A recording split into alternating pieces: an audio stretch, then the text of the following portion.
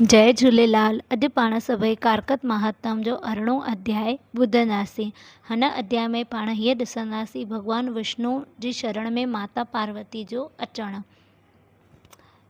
बोलो सतगुरुदेव भगवान की जय। आयो लाल सभई चओ झूलेलाल।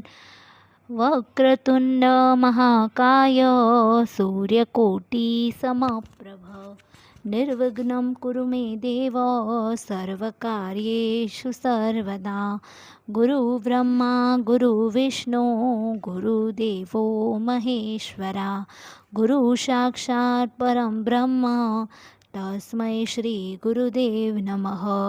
बोलो श्री कारकत भगवान की जय।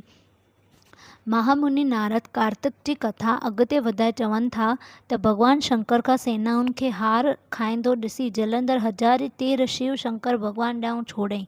हुन खे मारण लाइ अॻिते वधियो। होॾां शुभ अशुभ वग़ैरह दैत्य बि गुस्से सबबि पंहिंजा दर्द कटींदा भॻवानु शंकर ते वार करण लाइ डोड़ंदा आया।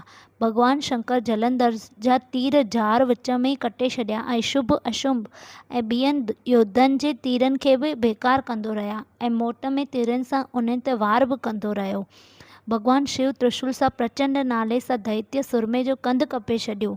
उन सां गॾु बलाक बि मारिजी विया। कन खे शिव भॻवान जे नंदी मारियो। इहो हाराइण वारो दृश्य ॾिसी दैत्यराज पंहिंजे योद्धाउनि खे जोश ॾियारणु लॻो ऐं खेनि ललकारे हिमत ॾियारे वरी लड़ण जी वापसि अचण लाइ चयो, पर हूअ भॻा सो भॻा वरी न मोटिया। नेठि वधीक क्रोध में अची जलंधर भॻवानु शिव ते तीरनि जी वर्खा कई। मोट में योगेंद्र भोलेनाथ बि संदसि तीरनि खे कटे पंहिंजे तीरनि सां खेसि जख़म कंदो रहियो। हिन जलंधर जो कश्म कमान तीर सां हमिलो करे टोड़े छॾियो ऐं पोइ हिकु ई वक़्तु 7 तीर छोड़े दैत्यराज जलंधर खे बुरी तरह जख़म करे छॾियो। इहो ॾिसी जलंधर सम्झी वियो त हीउ योगी बाबा त मूंखां बि ताक़तवर थो लॻे। हिन करे छल कपट करण लाइ सोचणु लॻो, जंहिंखे गंधर्वी माया जादू शक्ति जी मदद वरिती ऐं हिन दौरान गंधर्वी माया सां परियुनि खे पैदा कयो। सभु परियूं नृत्य करणु लॻियूं। उन्हनि सां गॾु संगीतकार पंहिंजे सुर ऐं ताल में मिठास आणे शिव शंकर भॻवान खे मुग्ध करे छॾियो ऐं चंड खां सुहिणी परीअ खे भॻवानु शंकर जे ध्यान में भंग विधो ऐं हूअ हथियार छॾे अप्सराउनि जे मोह में उन्हनि ते पोयां भॻणु लॻो। हिन रास लीला में भॻवानु शंकर खे छॾे ख़ुदि दैत्यराज जलंधर भॻवानु शंकर जो रूप धारण करे माता पार्वती वटि आयो। माता पार्वती शोभ हासिल करे मोटियल पंहिंजे प्रभु पंहिंजे स्वामी जी टी नेत्री त्रिलोकीपति भॻवानु शंकर खे ॾिसी ॾाढी प्रसन्न थी ऐं सहेलियुनि खे छॾे हिन ॾांहुं धुकी वई। पार्वती देवीअ अहिड़ो सुंदर रूप ॾिसी दैत्य राजा जी उनखे मारण खां अॻु ई वासना संदसि चहिरे में टपकणु लॻी।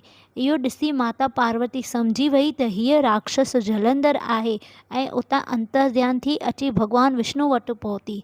ख़ैश्य दैत्यराज जलंधर खे कोदन कारमनि खां वाक़ुफ़ु कयो। माता पार्वती अॻिते चयो त अहिड़े अधर्मी ज़ालिम ऐं नीचता खे बि नीचो निवाईंदड़ नालायक राक्षस जे कुकर्मनि जो घड़ो अची भरियो आहे। मां ख़ुदि हिकु पतिव्रता स्त्री हूंदे बि अव्हां खे आज्ञा थी ॾियां त तव्हां वञी कंहिं बि रूप में जलंधर जी पत्नीअ जो सतपण टोड़ियो त मुंहिंजे पति मूंखे ऐं देवताउनि खे हिन खून खवार ॿधंदड़ दैत्य राजा जलंधर जे ज़ुल्म ऐं मायावी शक्ति खां असांखे छुटकारो मिले ऐं मां पंहिंजे अपमान जो बदिलो वठी सघां। भॻवानु विष्णु पार्वती देवीअ जी इच्छा पूरी करण लाइ अहिड़ी करामत जो खेल खेॾियो जो जलंधर जी पत्नी वृंदा जे पतिव्रत खे तोड़ण लाइ हिकु तपस्वीअ जो रूप धारण करे जलंधर नगर में अची पहुती ऐं संदसि बाग़ में डेरो जमायईं। हिते कारकत महात्म जो अध्याय 18 समाप्त थियो। हिन खां अॻिते जी कथा पाण अध्याय 19 में ॿुधंदासीं। बोलो सतगुरुदेव भगवान की जय। आज के आनंद की जय। गंगा मैया की जय।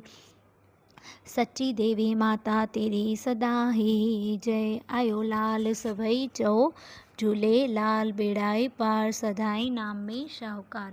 ओम नमः पार्वती पतये हर हर महादेव की जय। ओम शांति शांति शांति।